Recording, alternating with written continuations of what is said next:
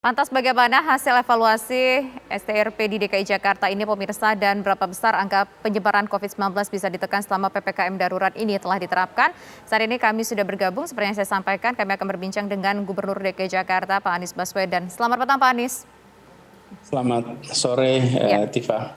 Ya, Pak Anies, bagaimana evaluasi untuk pemberlakuan kebijakan STRP pada hari ini, Pak? Apakah banyak yang mungkin masyarakat miss, nggak tahu, kemudian ada yang maksa untuk melanjutkan perjalanan, atau semuanya baik-baik aja, Pak Anies?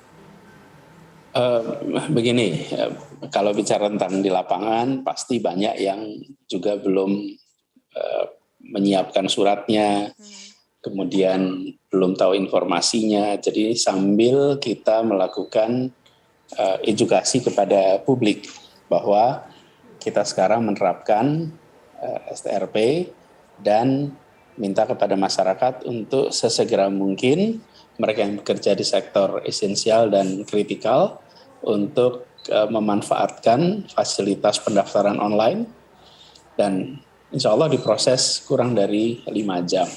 Perlu saya sampaikan di sini Mbak Tisa, sejak 5 Juli sampai 12 Juli sampai tadi pagi, itu DKI Jakarta telah memproses 47.803 permohonan. Dan dari 47.000 ini sudah diterbitkan 33.310 STRP. Ada 72 yang sedang dalam proses saat ini dan ada 14.000 yang permohonannya ditolak. Jadi sesungguhnya dari angka ini kita melihat bahwa sudah banyak masyarakat yang mengetahui, yang bergerak di sektor esensial dan kritikal, lalu 47.000 dari mereka itu mengajukan permohonan. Nah, ini ada 2 kategori STRP itu. Satu adalah kategori untuk kegiatan usaha, yaitu sektor esensial dan sektor kritikal. Lalu ada yang kategori karena kebutuhan mendesak. Misalnya ada yang meninggal, kemudian ada melahirkan, ada sakit, ada kebutuhan mendesak sifatnya pribadi seperti itu. Nah, selama ini ada 762 yang sifatnya kebutuhan mendesak karena kesehatan atau kebutuhan keluarga. Yang 47.000 itu adalah untuk terkait kegiatan usaha.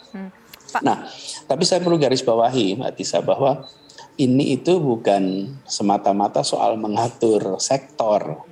Kita ini sedang berhadapan dengan pandemi, karena pandemi ini disebabkan oleh virus, yang virusnya menular karena interaksi, karena pertemuan, maka untuk menekan penularan, menghindari penularan, sebanyak mungkin masyarakat mengurangi kegiatan di luar rumah. Kecuali mereka yang berada di sektor-sektor yang memang tidak boleh berhenti. Misalnya sektor kesehatan, sektor Tadi ada keuangan. 14.000 Pak yang ditolak STRP-nya. Apakah ini mereka yang berada di luar sektor tersebut atau mungkin ada alasan-alasan lain, Pak? Betul, di luar sektor. Jadi mereka yang di luar sektor kemudian mencoba untuk mendaftar dan kemudian tidak diberikan izinnya.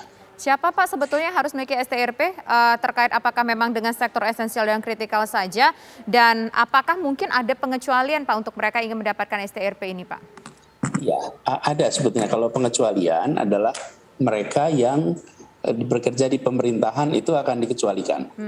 Jadi anggota TNI, polisi, kemudian pegawai aparatur sipil negara, baik pemerintah pusat ataupun pemerintah daerah, kemudian semua pekerja di bidang kesehatan. Jadi tenaga kesehatan dan semua yang terkait dengan penanganan pandemi itu diharuskan, termasuk truk pembawa oksigen, kemudian mobil pengangkut jenazah. Jadi semua yang terkait dengan penanganan pandemi tidak perlu menggunakan STRP. Ini pemeriksaan STRP apakah hanya di public transportation saja seperti KRL dan Transjakarta ataupun juga akan dilakukan pemeriksaannya di setiap titik penyekatan, Pak? Jadi di semua, jadi tempat penyekatan begitu, kalau selama minggu pekan lalu itu juga sudah dilakukan. Nah, sekarang kendaraan umum kita haruskan juga begitu. Sama juga dengan kereta komuter. Kereta komuter juga yang naik kereta komuter adalah mereka yang memang bekerja di sektor yang esensial, sektor yang kritikal. Jadi semua. Lalu prosesnya, Mbak. Oke. Pak Anies, kan ada beberapa surat juga yang sudah ada, misalnya surat keterangan dari Pemda, surat keterangan dari perusahaan. Apakah dengan demikian surat-surat tersebut tidak berlaku lagi khusus untuk DKI Jakarta harus pakai STRP? Udah saklek nggak bisa pakai surat keterangan dari perusahaan, Pak Anies?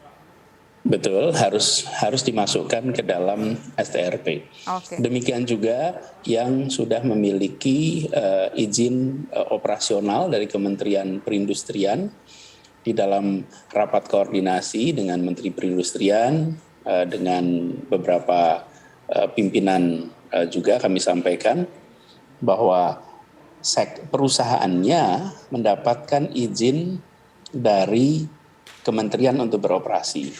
Lalu orang-orang yang berada di perusahaan itu diajukan oleh perusahaannya ke Jakevo, ke sistem STRP, sehingga nanti akan dikeluarkan nama-namanya siapa saja. Oke, baik Pak Anies. Begitu prosesnya. Pak Anies, ini cukup menarik tentunya, mungkin supaya masyarakat juga nggak simpang siur gimana sih cara ngurus STRP, saya harus bekerja, apakah memang mutlak harus perusahaan yang mengurus atau saya bisa mengurus sendiri STRP tersebut. Nanti kita akan bahas lebih lanjut lagi ya Pak Anies ya, usai jeda berikut pemirsa, kami kembali sesaat lagi.